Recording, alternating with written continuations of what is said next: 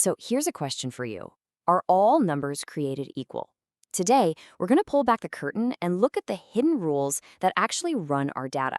We're going to explore the 4 scales of measurement, and I promise this idea is going to totally change how you look at everything, from a simple weather report to complex business reports. Let's dive in.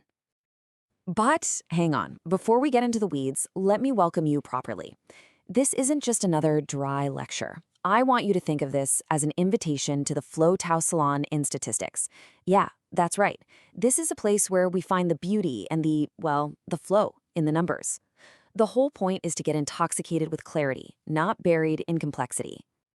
So here's our game plan for the session. We'll start by naming and ranking data, the basics. Then we'll level up to measuring the gaps between our numbers. After that, we'll uncover the real power of the number 0. And we'll wrap it all up with 3 super practical takeaways for business. Okay, let's get started. Our first stop here in the salon is all about getting one single crucial idea into our heads. Numbers have rules. And you know what? Understanding these rules is the absolute key to unlocking what they can really do. And here it is, the main event. Not all numbers are created equal. You just can't treat them all the same way. The type of data you're working with, what we call its scale, literally dictates the math you can, and more importantly, can't use on it. This is probably the most fundamental rule in all of statistics. And this one rule explains some really weird puzzles, like why is it completely pointless to try and find the average jersey number for a basketball team? And get this, why is it actually wrong to say that 40 degrees Fahrenheit is twice as hot as 20 degrees? The answers to both of these are hiding in the scales we're about to explore. All right, it's time to take our first couple of steps up the data ladder. We're going to start with naming and ranking. These are really the 2 most basic ways we have of making sense of the world. First up is the nominal scale. The easiest way to remember this one? Nominal sounds like name. That's all these numbers are, names or labels. Let's say we're coding drivers as 1 for aggressive, 2 for normal, and 3 for passive. Those numbers are just stand-ins. There's no way you can say driver type 3 is somehow more than driver type 1. It just doesn't mean anything. Okay, next step up, the ordinal scale. And just like it sounds, with ordinal data, order suddenly matters. Think about a survey where you answer 1 for use often, 2 for use sometimes, and 3 for never use. We know for a fact that often is more frequent than sometimes, but here's the catch. Is the gap in frequency between often and sometimes the same as the gap between sometimes and never? Probably not, right? We just don't know. The spaces between the ranks are a mystery. So let's really lock this in. Nominal data is just for labeling. It's like slapping a name tag on something. Ordinal data is a huge step up because it puts those things in a meaningful order. That introduction of rank gives us a whole lot more information to play with. Okay, so we've got names for our data and we've put it in order. So what's next?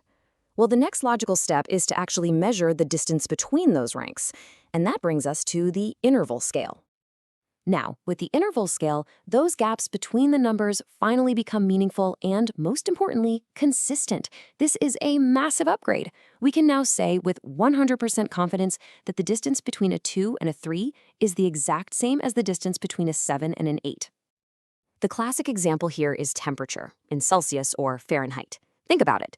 The jump from 10 to 20 degrees is the exact same change in energy as the jump from 70 to 80 degrees.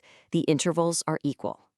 But, and this is the part that trips people up, the 0 is totally arbitrary.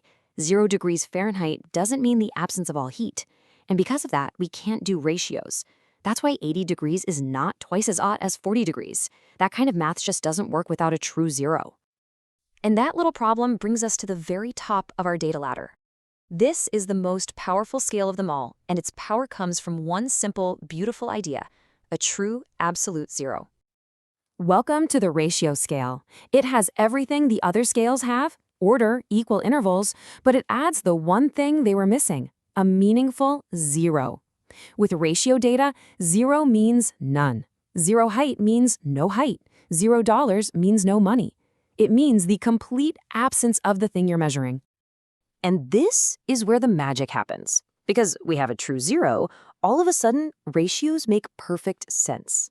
We can now say that 20 vehicles per kilometer is literally twice as dense as 10 vehicles per kilometer. The math holds up.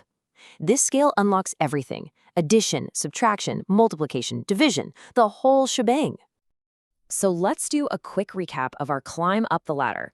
We started at the bottom with nominal data, which is just labels. Then we stepped up to ordinal by adding meaningful order. From there, we went to interval by adding equal gaps. And finally, we reached the top with ratio data by adding a true zero. Each step adds more power. So, who cares? Why does any of this matter outside of a classroom? Well, let's bring it all back to the real world and talk about 3 mission-critical takeaways for anyone who works with data. All right, let's make this super practical. 3 things you need to remember. Number 1, match your analysis to your scale. People do this wrong all the time. They'll take a 1 to 5 customer satisfaction score and calculate the average. You can't do that. Those are ordinal numbers. The average is meaningless. Number 2, your scale determines what questions you can even ask. With interval data, you can ask how much more. But with ratio data, like sales figures, you can ask the much more powerful question, how many times more? And that's usually where the big money is. And finally, number 3, design your research with the end in mind. Before you even write a survey, you have to know what you want to do with the data. If you need to prove that a new ad was twice as effective, you'd better make sure you're collecting ratio data from day one. When you get right down to it, understanding these 4 scales, it's like learning the grammar of data.